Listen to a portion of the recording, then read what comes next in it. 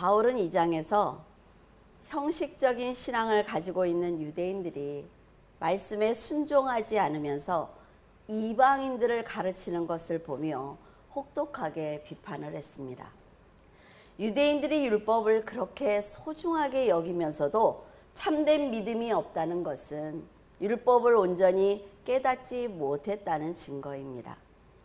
율법을 온전히 지켰다면 분명히 구세주가 필요하다는 것을 알았을 것이기 때문이에요.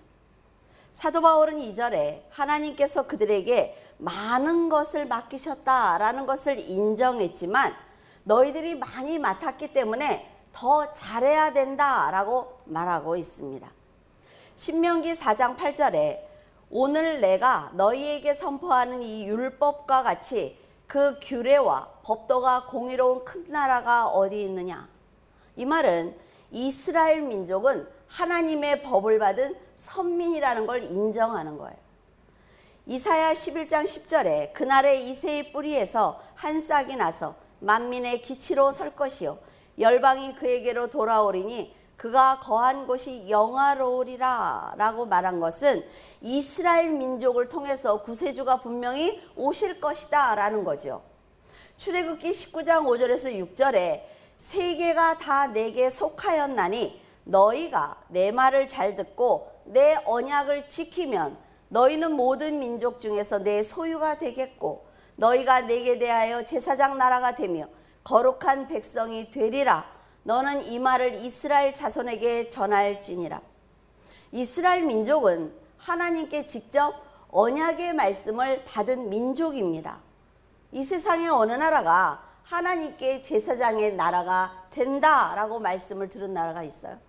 거룩한 백성이 될 거야 라는 말씀을 들은 나라가 없다 말이죠. 이렇게 특별한 사랑을 받은 사람들이 그 은혜를 잊고 지금 세상의 모든 것을 탐하고 있는 것입니다. 하나님의 약속과 은혜와 사랑을 받았지만 변화되지 못했단 말이에요. 그래서 결국 죄로 인해 하나님과 멀어지고 말았습니다. 여러분, 하나님을 알고 예수 그리스도의 말씀을 듣고 그것을 다 달달달달 외운다고 할지라도 내가 변화받지 못하면 그건 다 쓰레기가 되는 거예요. 만약 그들이 율법을 통해 자신들의 죄를 깨달았다면 바울이 그들의 죄를 지적했을 때 회개하고 돌이켜야 합니다. 그런데 권면을 딱 받았을 때 반감을 갖잖아요. 아이들도 자녀들도 왜 엄마 아빠가 책망을 하면 순종하는 애들이 있어요. 아, 내가 그랬던 것 같아요. 내가 다시 잘해볼게요 라는 애가 있는가 하면 내가 언제 그랬느냐고 반감을 갖는 애들이 있단 말이죠. 바울은 유대인이며 철저한 율법주의자였기 때문에 유대인들이 어떤 논리를 가지고 자기를 반박할 것이다 라는 것을 알고 있었습니다. 그동안 수많은 유대인들이 바울의 설교를 들으면서 던진 질문들이 있을 거 아니에요. 그러니까 지금 로마 사람들에게, 로마 교인들에게 편지를 쓰면서 그 생각을 하는 거예요. 그래, 내가 이 말을 했을 때 이렇게 반박을 했지. 이 말을 했을 때 이렇게 했지. 그래서 그걸 지금 편지 형식으로 써내려가고 있는 것입니다. 오늘 본문을 쉽게 예로 든다면 이런 얘기예요. 아버지가 아들이 태어났을 때 세상을 다 얻은 것처럼 기뻐합니다. 아버지는 언제나 살아오면서 인격적인 삶을 살았어요. 그리고 세상에서도 성공을 한 사람입니다. 선한 일에 힘을 쓰는 사람이었고 많은 사람들에게 존경을 받았기 때문에 나는 내 아들을 잘 키울 수 있어 라는 생각을 갖고 있었어요. 아들을 잘 키워보겠다고 다짐하면서 부족함 없이 아들에게 모든 것을 공급해 주었습니다. 아버지는 아들에게 아낌없이 주면서 틀림없이 이 아들이 성장을 하면서 나한테 감사할 거야 라는 생각을 했단 말이죠. 부모는 다 그렇게 믿는 것 아닙니까? 하지만 아들은 내가 아들이기 때문에 받아 누릴 자격이 있어 라는 생각을 했어요. 아버지가 나한테 잘하는 건 당연한 거야. 그런 생각을 하면서 성장했어요. 아버지의 명성을 사람들을 만날 때마다 자신을 높이는 자랑거리로 삼았습니다. 재물을 마음대로 사용하면서 그냥 나라는 사람은 이 정도의 사람이야 라는 것을 자랑했을 뿐 아버지에게 감사하지 않았습니다. 점점 세상으로 가는 아들을 보면서 아버지는 크게 책망을 했습니다. 그러나 돌이킬 생각이 전혀 없었단 말이죠. 잘못된 길을 가는 친구들과 어울리는 거예요. 자신이 세상에 나가서 죄를 지을수록 사람들이 그 아들에게 충고하기를 너의 아버지는 그렇게 좋은 사람이잖아. 아버지가 어떻게 살아왔는지 너는 알고 있잖아. 그런데 너는 왜 이렇게 살아? 라고 말했을 것입니다. 우리도 부모님이 아주 인격적으로 좋으신 분인데 밖에 나가서 아무렇게 살면 사람들이 그럴 거 아니에요. 아버지 얼굴에 먹칠하지 마. 그러니까 이 아들은 점점 듣기 싫은 거예요. 어느 날 아들의 친구가 말하기를 우리가 이렇게 사는 건 옳지 않은 것 같아. 아버지에게 큰 죄를 짓는 거니까 우리 아버지의 말씀대로 한번 선하게 살아보는 게 어떨까라고 얘기를 했어요. 그러자 아들은 삐뚤어진 마음으로 생각을 해보라고. 내가 세상에서 악하게 살수록 죄를 지을수록 우리 아버지가 선하다는 것이 더 드러나지 않느냐. 그러니까 나는 아버지가 선하다는 것을 증명하기 위해서라도 나는 더 악하게 살 거야 라고 말을 했습니다. 자신이 죄를 더 많이 지을수록 아버지의 선함이 드러난다는 얘기입니다. 이 말을 들은 아버지는 아들을 향한 마음을 닫고 말았어요. 그리고 가난하지만 선하게 살려고 노력하는 아이들을 돕기 시작을 했습니다. 아들을 위해서 사용하려고 힘써 모은 돈이라 말이죠. 그런데 그런 돈이 전혀 생각하지 못한 아이들에게 사용된 것입니다. 이스라엘 민족에게 주셨던 그 은혜가 이스라엘 유대인들이 악하게 사니까 하나님께서 그것을, 그 은혜를 이방인들에게 부어주신 것과 같은 얘기예요. 아버지는 아들이 잘 성장을 해서 아버지 대신에 어려운 사람들을 도와주기를 바랬지만 아들이 온전히 살지 못했기 때문에 다른 아이들에게 베풀었던 것입니다. 베풀면서도 그 아버지의 마음이 어땠을까요? 그날부터 아들은 아버지에게 아무런 혜택도 받을 수가 없었습니다. 하지만 아버지의 마음은, 하나님의 마음은 이스라엘이 돌아오기를 늘 바라고 계셨어요. 그 아들에게 사랑을 주고 싶었단 말이죠. 그 날이 오기를 기다리고 계셨습니다. 로마서 3장 7절에서 8절에 그러나 나의 거짓말로 하나님이 참되심이 더 풍성하여 그의 영광이 되었다면 어찌 내가 죄인처럼 심판을 받으리요? 또는 그러면 선을 이루기 위해서 악을 행하자 하지 않겠느냐? 어떤 이들이 이렇게 비방하여 우리가 이런 말을 한다고 하니 그들은 정죄받는 것이 마땅하니라. 유대인들은 자기들에게 잘못이 있다고 책망을 하는 것은 하나님께 잘못이 있는 것과 같다라는 말을 하고 있었습니다. 그들은 하나님이 부르신 민족이기 때문에 자신들이 율법에 순종하지 않아서 구원을 받지 못한다는 것은 하나님이 일방적으로 약속을 어기는 것이다 라고 말하는 거예요. 저도 그런 경험을 많이 했습니다. 여러분들에게 기도를 해드리잖아요. 여러분의 현 상황에 맞게 하나님이 기도하신 거예요. 말씀하신 거거든요. 그런데 그렇게 살지 않아. 아무렇게나 막 살면서 나중에 따지러 오는 거예요. 하나님이 복 준다고 했지 않아요? 근데 왜 안 줘요? 라고 묻는 거지요. 왜 안 주실까요? 하나님의 약속의 자리에 내가 있지 않기 때문에 못 받는 거예요. 그런데 그렇게 말한단 말이에요. 지금 유대인들이 하는 말처럼. 물론 하나님이 유대인들을 부르신 건 맞습니다. 약속을 주신 것도 맞아요. 하지만 그 언약은 유대인들이 말씀에 순종했을 때 그 관계가 형성되는 것이지 죄를 짓는 그들에게 하나님이 그 약속을 지키실 이유가 없다는 것입니다. 아들이 아버지의 마음을 깨닫고 올바로 살 때 아버지의 사랑을 받을 자격이 있는 거예요.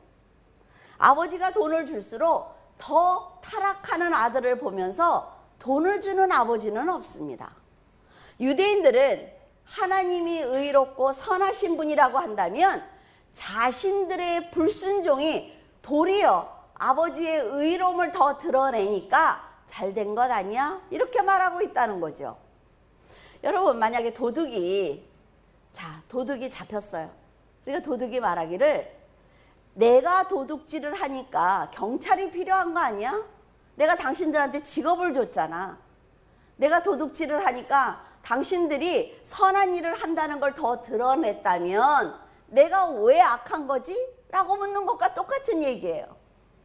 바울은 이런 어처구니 없는 궤변을 늘어놓는 당신들은 정말 하나님의 진노를 받아도 되는 어리석은 사람들이다 라고 말하고 있습니다. 자식들이 왜 나를 낳아놓고 내가 언제 나 낳아달라고 그랬어? 이렇게 얘기하죠. 왜 나를 낳아놓고 올바로 살아라, 정직하게 살아라, 열심히 살아라, 왜 이런 말을 하느냐고 대드는 그런 아이들은 아버지의 책망을 받아도 마땅한 것입니다.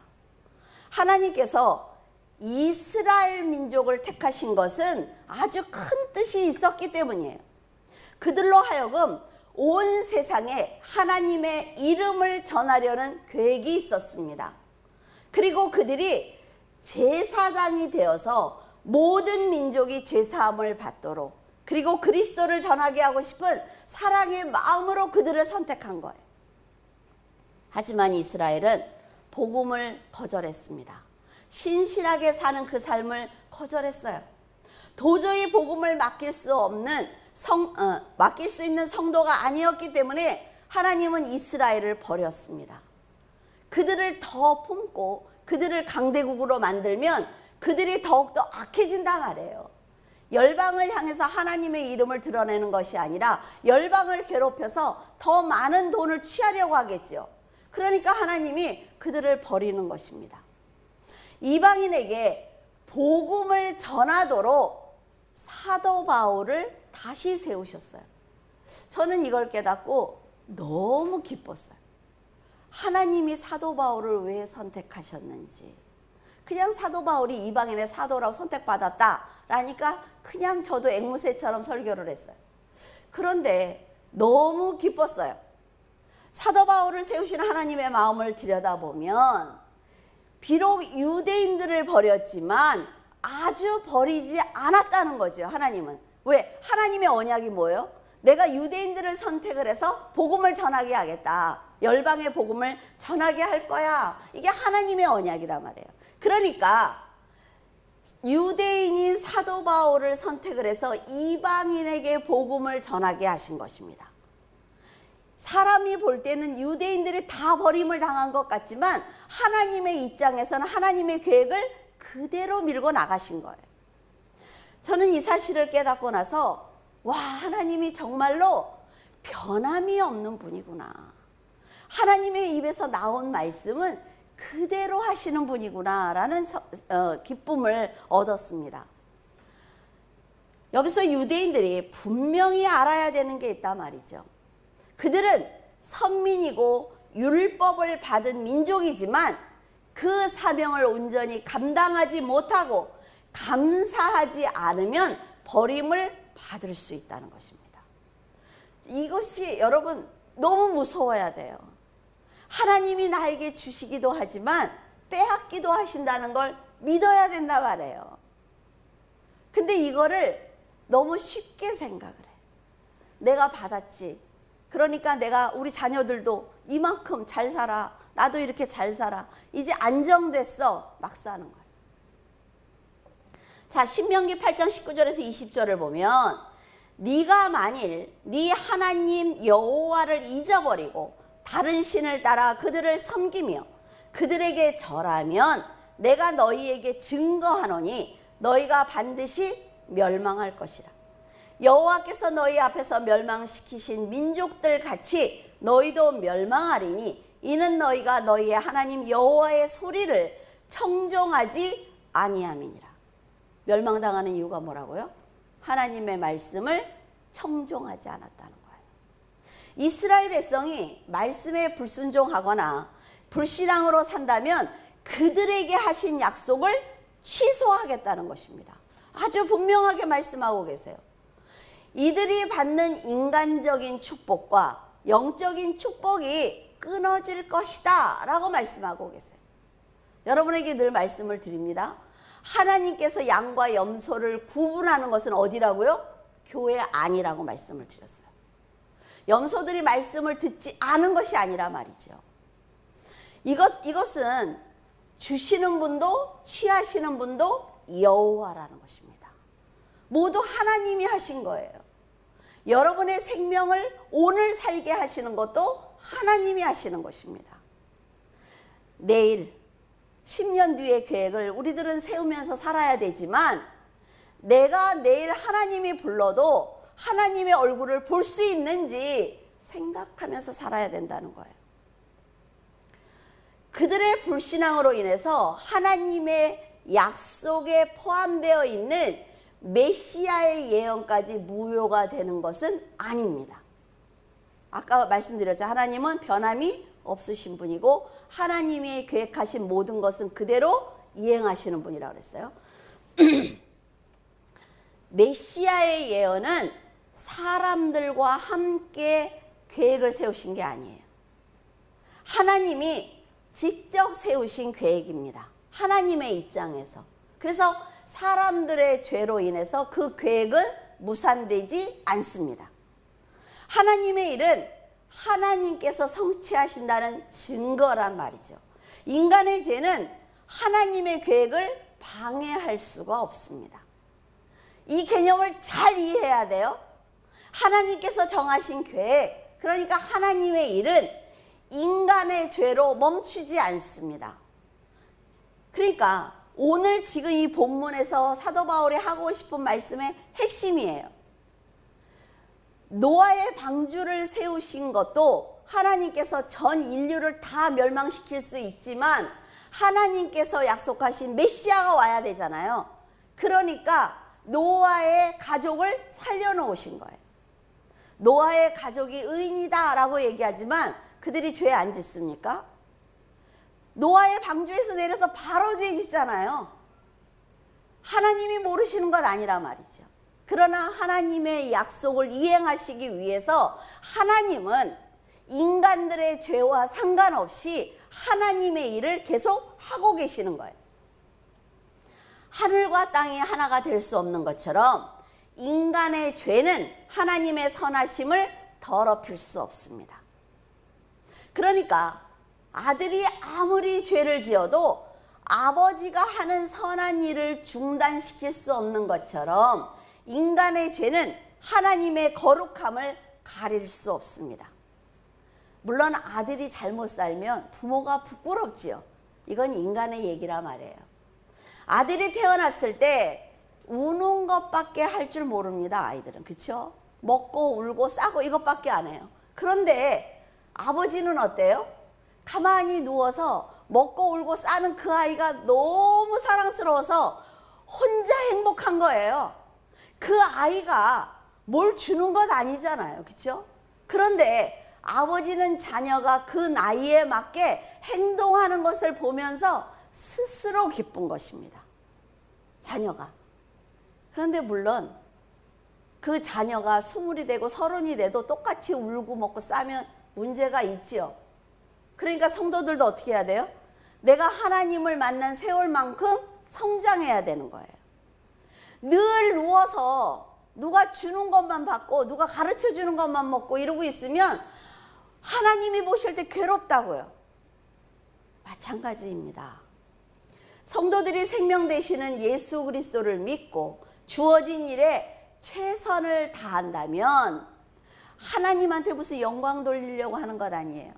그냥 하나님이 나에게 주신 직장에서, 나에게 주신 가정에서, 나에게 주신 교회에서 그냥 내가 맡은 일을 최선을 다하는 거지요. 그러면 하나님은 그가 믿음으로 행동하는 것.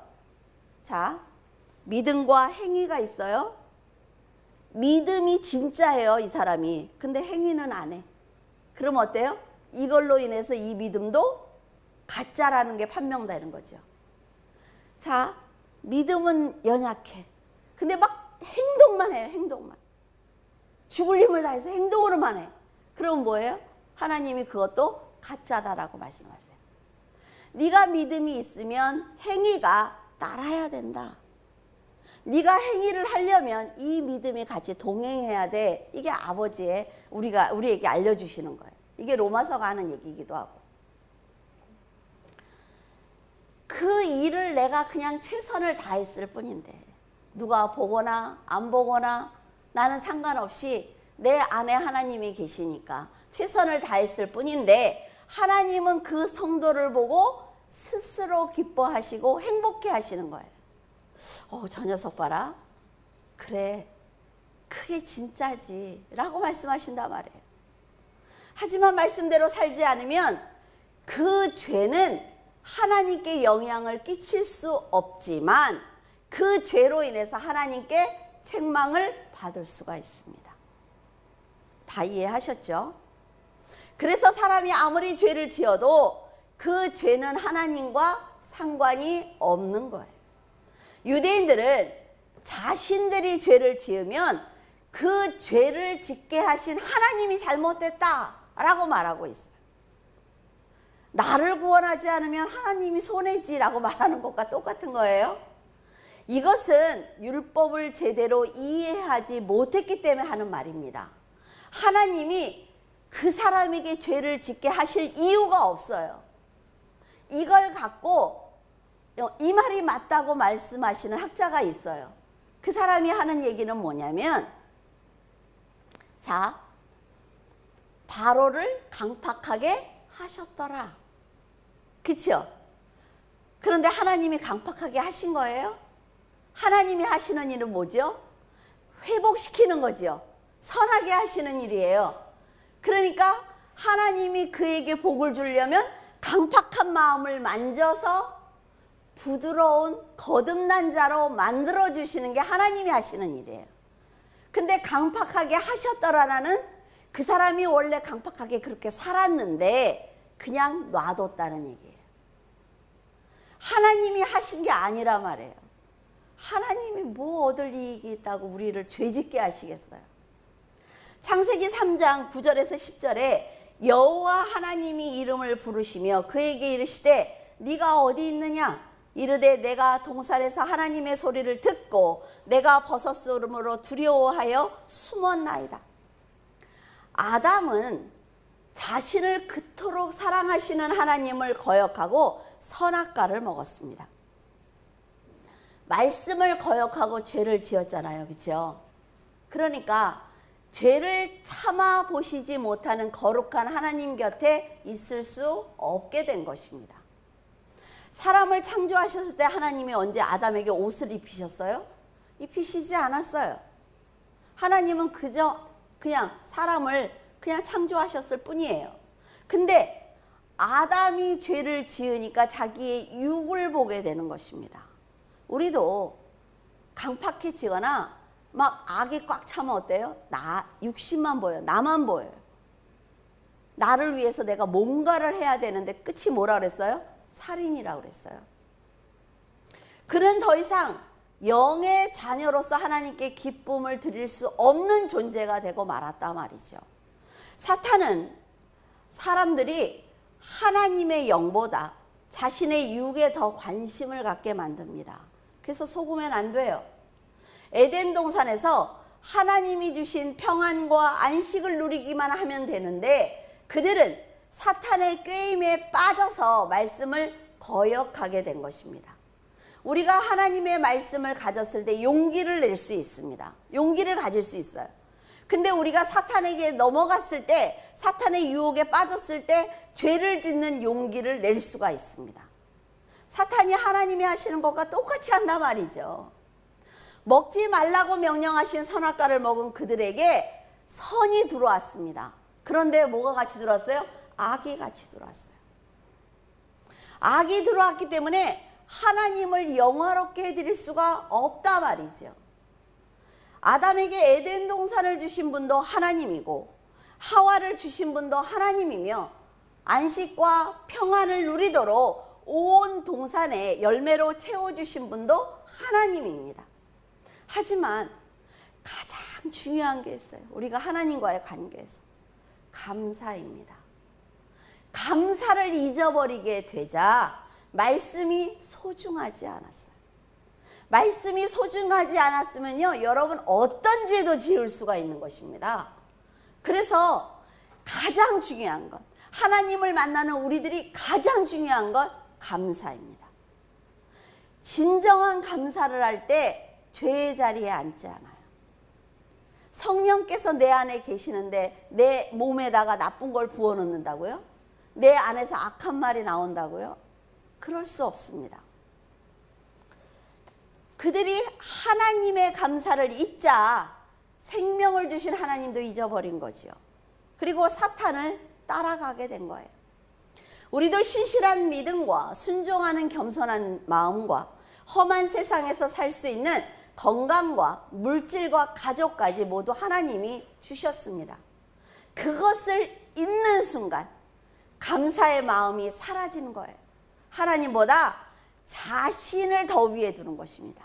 내 육신, 내 가족, 내가 가지고 있는 물질, 이것이 너무 소중한 거죠. 우리 마음에는 선과 악이 있습니다. 선악과를 먹어서 우리 안에 있어요. 지금 여러분이 선한 쪽에 서 있느냐 악한 쪽에 서 있느냐 하는 것이 너무 중요하단 말이죠. 선한 쪽에 서 있으면 선한 것이 더 크게 역사하는 것이고 악한 쪽에 있으면 악한 것이 역사하는 것입니다. 그래서 사도 바울이 뭐라 해요? 나는 날마다 죽노라. 자, 여러분 풍선 얘기해드렸죠. 풍선을 가운데 잡았어요. 이만큼 나왔죠. 여기가 선이고 여기가 악이라고 해봅시다. 내가 말씀으로 충만하고 하나님 앞에 살려고 결단을 했어요. 그래서 막 정말 내 행위로도 선한 행위를 했어요. 그러면 이게 여기가 악이 줄어들겠죠. 그럼 이게 이만큼 커질 거예요. 그런데 여러분 잘 생각하셔야 됩니다. 잡았어요. 그러면 악이 없어졌습니까? 내가 여기를 누르는 순간 어떻게 돼요? 이쪽이 커지겠죠. 방심하면 안 된다는 거예요. 내가 아무리 10년을 열심히 살아도 선이 커졌어요. 아, 이 정도면 뭐 사람들도 나를 인정하고 내가 믿음이 있지. 그 순간 탁 눌러지는 거예요. 그러면 악이 이만큼 커지는 거예요. 이 악한 마음이 없어지지 않았다는 거예요. 내 마음 안에 도사리고 있다는 거죠. 근데 사람들이 자꾸 이걸 잊어버린다는 거예요. 이것이 바로 죄입니다. 디모데후서 2장 11절에서 12절에 보면 우리가 주와 함께 죽었으면 또한 함께 살 것이요 예수 그리스도로 인해 인내하면 함께 왕노릇할 것이고 우리가 주님을 부인하면 주님도 우리를 부인할 것이다 라고 기록되어 있습니다. 성도들이 제일 먼저 해야 되는 일은 예수 그리스도와 함께 십자가에서 죽는 일입니다. 내 욕심과 정욕과 본성이 죽지 못하니까 세상을 탐하게 되고 죄를 짓게 되는 거지요. 그리고 죄를 짓지 못하도록 그 길을 막고 있는 예수 그리스도를 부인하게 되는 것입니다. 로마서 3장 4절에 그럴 수 없느니라 사람은 다 거짓되되 오직 하나님은 참되시다 할지어다. 기록된 바 주께서 주의 말씀에 의롭다함을 얻으시고 판단 받으실 때 이기려 하심이라 함과 같으니라. 바울은 유대인들에게 이렇게 얘기를 합니다. 온 세상이 하나로 결집되어서 큰 권력을 가지고 하나님을 대항할지라도 하나님을 대항할 수 없다. 왜? 전능하신 분이니까. 하나님이 너희를 만드셨어. 피조물들이 다 모여서 하나님을 상대하기 위해서 바벨탑을 만들지라도 하나님께 닿을 수 없다는 얘기입니다. 사람들이 인간의 의의를 세우고 세상의 능력과 권세를 갖는다고 해도 하나님의 신실하심과 거룩하심과 전능하심을 가릴 수 없습니다.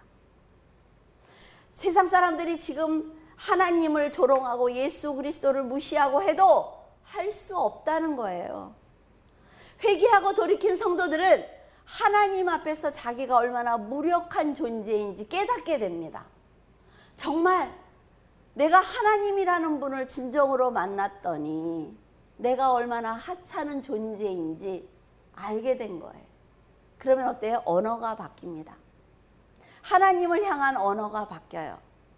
하나님이 얼마나 위대하신 분인지 깨닫게 되면 내 행동이 바뀝니다. 그리고 내 판단과 내 결정이 바뀌어요. 하나님이 얼마나 위대하신 분인지 인정하는 것이 너무 중요하다 말이죠. 그렇기 때문에 하나님께서 사람들의 죄를 보시고 진노하시는 것은, 그리고 심판하시는 것은 그 누구도 불평할 수 없습니다. 당연한 거예요. 아주 당연한 것입니다.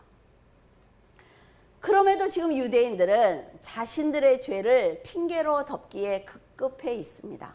5절에 그러나 우리 불의가 하나님의 의를 드러나게 하면 무슨 말을 하리요? 내가 사람의 말하는 대로 말하노니 진노를 내리시는 하나님이 불의하시냐? 유대인들의 생각은 만일 하나님의 선하심이 우리의 선함과 상관이 없다고 한다면 우리가 굳이 노력을 해서 선하게 살 필요가 있어? 라는 거예요. 내가 아무렇게나 살아도 하나님께 안 닿는다며. 참 답답하지 않습니까, 여러분? 너무 어린아이 같지 않아요? 하는 말들이. 내가 무슨 짓을 해도 하나님이 나하고 상관없다며. 그게 무슨 상관이야? 내가 어떤 죄를 져도 하나님은 그냥 선하시다며. 그러면 상관없잖아, 내가 죄를 져도. 라는 얘기죠. 근데 사도 바울은 뭐래요? 그렇게 말하는 너희들은 책망을 받아 마땅해 라고 말하고 있습니다. 자신들이 죄를 짓는 것은 곧 하나님의 선함을 드러내는 도구이므로 칭찬을 받아야 되는 것 아니냐라고 말하고 있어요. 자기들처럼 하나님의 선하심을 드러내는 사람을 심판하는 건 하나님이 잘못한 거라는 거죠. 그러면 지금 막 교회 욕하고 하나님 욕하고 그런 사람들은 다 칭찬받아야 되겠나요? 그들이 말하기를 하나님이 우리를 택하셨잖아. 하나님이 율법을 주셨잖아. 하나님이 아브라함의 후손을 축복하신다고 말씀하셨잖아. 이렇게 얘기해놓고 이제 와서 죄를 지었다고 진노하는 것은 옳지 않아 라는 거예요. 아버지가 내가 아들이라며, 내가 원하는 거 다 해준다며, 내가 갖고 싶은 거 다 가지라며 아버지가 그랬잖아. 근데 이제 왜 내가 그걸 칼을 달라고 그랬더니 왜 안 된대? 라고 말하는 것과 똑같은 거예요. 어리석은 거죠. 아버지가 나에게 화를 내는 건, 내가 좀 잘못했다고 화를 내는 건 옳지 않아 라는 얘기예요. 하나님의 진정한 뜻을 모른다 말이죠. 자신들의 입장에서 받은 사랑의 무게만큼 교만해진 것입니다. 하나님이 정말 1등을 만들어 주시고 물질을 부어 주시고 가정이 행복하게 해주시면 더 겸손해져야죠. 그런데 내가 이 정도로 받았잖아. 내가 이렇게 받은 건 하나님이 나를 사랑하신다는 증거이고 내가 믿음 생활을 잘했다는 증거이잖아. 그러니까 나는 너보다 나아. 그것과 똑같은 거예요. 하나님이 주신 은혜는 그 은혜만큼 예수 그리스도를 닮은 성도로 성장해 달라는 거죠. 성장해서 내 이름을 열방에 알려달라는 거예요. 네 곁에 있는 사람에게 전해달라는 얘기입니다.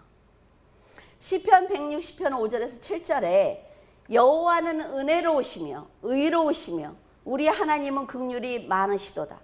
여호와께서는 순진한 자를 지키시나니 내가 어려울 때 나를 구원하셨도다. 내 영혼아 내 평안함으로 돌아갈지어다. 여호와께서 너를 후대하심이로다. 신명기 7장 9절 그런즉 너는 알라 오직 내 하나님 여호와는 하나님이시요 신실하신 하나님이시라.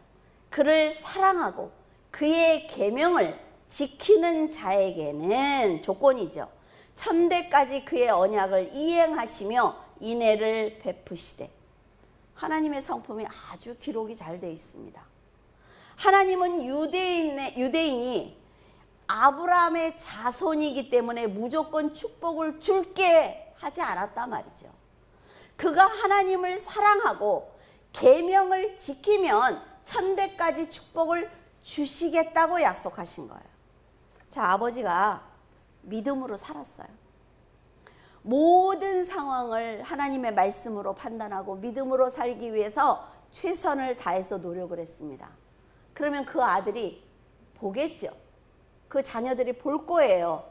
그러니까 그 자녀도 아버지가 이때는 이렇게 판단하시더라. 그러니까 2대에 내려갔어요. 3대가 할아버지하고 아빠가 이렇게 사시더라. 그렇게 해서 그렇게 살아요. 그럼 3대까지 내려갔죠, 축복이. 이렇게 해서 1000대까지 내려갈 수 있다는 거예요. 그러면 누가 제일 잘 살아야 돼요? 내가 잘 살아야 돼. 내가. 그래야 내 후손들이 1000대까지 복을 받을 수가 있어요. 이렇게 전능하신 하나님이 직접 약속을 하셨어요. 그런데 죄를 이기지 못한 사람들을 선하신 하나님이 도저히 두고 볼 수가 없었단 말이죠. 그러니까 심판하시는 거예요. 하나님은 거룩하고 정의로운 분이기 때문에 심판하실 권리가 있습니다.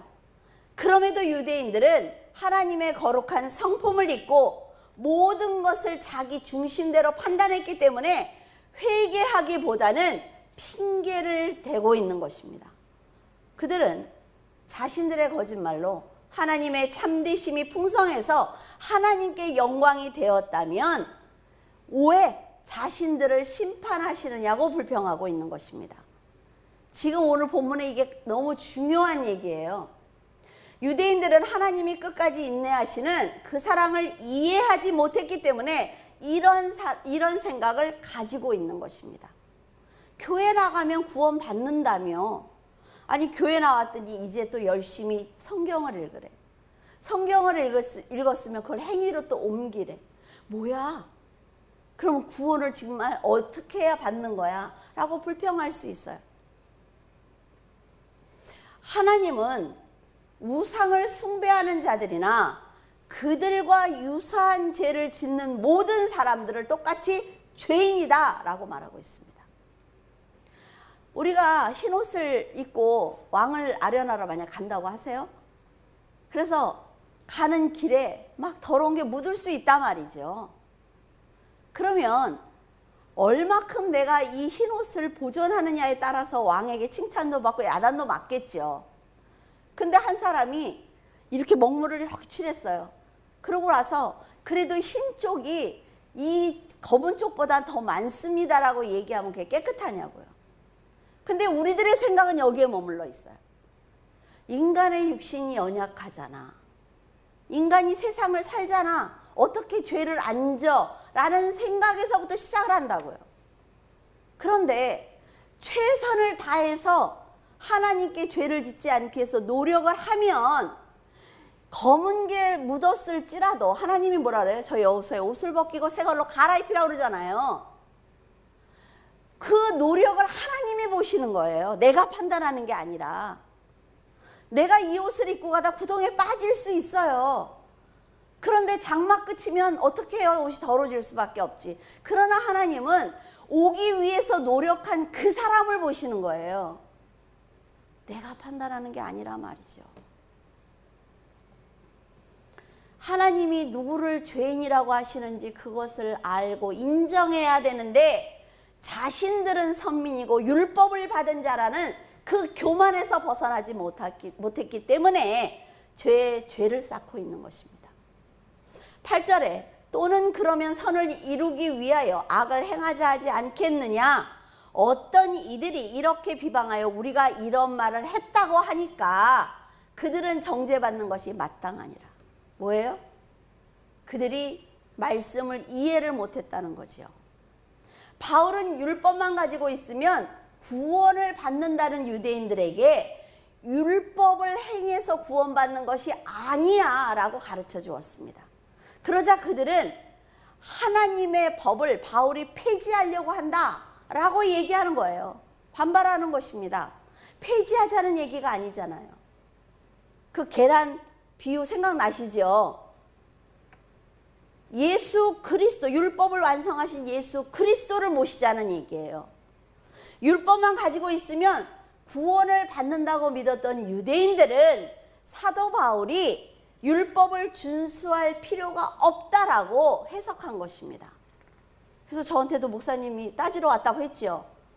그런 얘기가 아니라 말이죠. 율법이 없으면 우리가 우리의 죄를 어떻게 알아요? 율법이 있으니까 우리가 도둑질 안 하려고 하고 간음 안 하려고 하고 살인 안 하려고 하는 것 아닙니까? 이런 생각을 갖는 것조차 자신들이 우월한 민족이라는 생각, 그 교만한 생각을 가졌다는 증거입니다. 그러나 바울은 율법을 아주 소중하게 생각하는 사람입니다. 이스라엘 백성들에게 지금 복음을 전하고 있지 못하지만 정말 이스라엘 백성들을 사랑하는 사람이에요. 그래서 절대로 율법을 폐하려는 것이 아니라 그 율법이 가리키고 있는 그리스도, 율법을 완성하신 그리스도를 알려주려고 했다는 거죠. 그러나 이들이 그리스도를 영접하지 않기 때문에 이해할 수 없습니다. 이미 선민 사상에 빠져 있고 율법만 지키면 구원을 받는다는 생각에 붙들려 있는 유대인들은 바울이 어떤 설명을 해도 받아들이지 않습니다. 답답하죠. 아무리 얘기를 해도 정말 기가 막힌 생각들을 하고 따져요. 그래서 그 생각을 복음 쪽으로 갖고 오면 너무나 좋겠다고 말한 적도 있어요. 죄를 지으면 심판을 받는 것이 마땅한데도 그것을 유대인들이 거부하자 바울이 결국 이런 말을 합니다. 9절에 그러면 어떠하냐? 우리는 나으냐? 예수 그리스도를 영접한 우리는 나아? 결코 아니야. 유대인이나 헬라인이나 유대인이나 이방인이나 다 죄 아래 있어. 우리가 이미 이것을 선언하고 선포했잖아 라는 말을 9절에 하고 말아요. 받아들이지 않으니까. 내가 지금 예수 그리스도를 믿고 있다고 하지만 나도 죄인이야. 그리고 너도 죄인이야. 그러니까 하나님에 대해서 그렇게 말하지 마라는 얘기죠. 바울도 유대인이기 때문에 선민이라는 자부심이 있었습니다.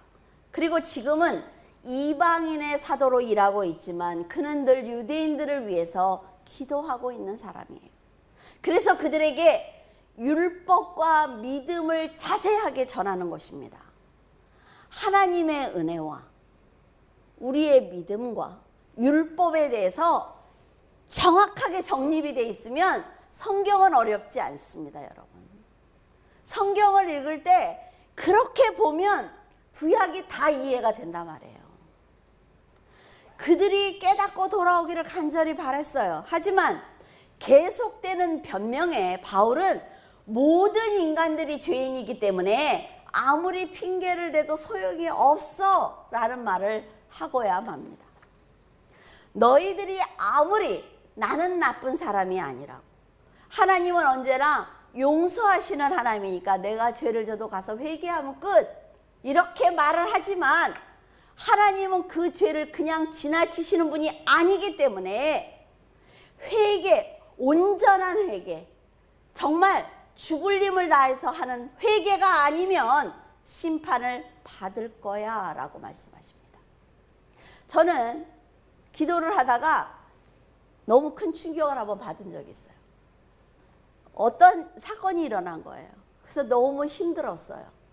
그래서 하나님께 회개를 하니까 하나님 뭐라 그러시냐면, 네가 몇 년 전에 그때 네가 이 말을 했지, 그 말이 얼마나 무서운 말인지 지금 이루어진 거야. 네가 한 말을 내가 깨닫기 위해서 몇 년 후에 여기서 지금 너에게 알려주고 있는 거야. 그때는 너에게 얘기를 해도 네가 어려서 못 알아들어. 그래서 내가 기다렸다가 여기서 알려주는 거야 라고 말씀하세요. 여러분 두렵지 않습니까? 아무 생각도 없이 했던 그 말들이 하나님은 기억하셨다가 여기에서 깨닫게 하시는 거예요. 그러니까 정말 하나님의 말씀대로 여기서 얘기했으면 뭘 그렇게까지 하세요 막 이랬을 텐데, 여기서는 어때요? 정말 피눈물을 흘리는 거죠. 하나님은요, 죄를 그냥 넘기시는 분이 아니에요. 회개를 하면 살려는 주시겠지요. 그러나 그 죄에 대한 대가는 반드시 받습니다. 여러분 잊지 마세요. 내가 지금 이것이 옳지 않다는 걸 알면서도 행한 그 행위는 반드시 여기서 받아요. 그래서 더 열심히 회개하셔야 돼요. 여러분, 죄는 회개해야 됩니다. 그 죄를 회개하기 위해서는 십자가를 지신 예수 그리스도를 바라봐야 되죠. 예수 그리스도와 나를 함께 십자가에 달아야 돼요. 그래야만 진심으로 회개할 수가 있습니다. 죄를 지을 수밖에 없는 연약한 육신을 가진 것 맞습니다. 하지만 십자가에서 주님과 함께 죽는 용기와 하나님과 함께, 주님과 함께 살 수 있는 은혜를 입는다면 거듭날 수 있습니다. 하나님께서 그래 네가 최선을 다하고 있지. 근데 얼마나 힘들어. 다니엘은 타국에서 총리예요. 그렇죠?